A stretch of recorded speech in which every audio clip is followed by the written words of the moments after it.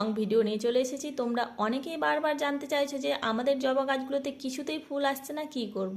তো ফুল না আসার অন্যতম একটা কারণ হতে পারে যে গাছে হয়ে গেছে রুট বাউন্ড।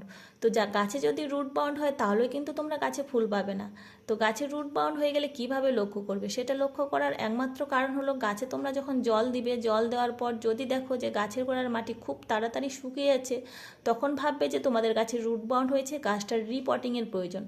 তো এইভাবে করে দেখো রুট বাউন্ড হয়ে গেলে সমস্ত শেকড় কেটে মাটিটাকে আবার ভালোভাবে তৈরি করে নিয়ে আবার গাছটাকে কিন্তু রিপোর্টিং করতে হবে।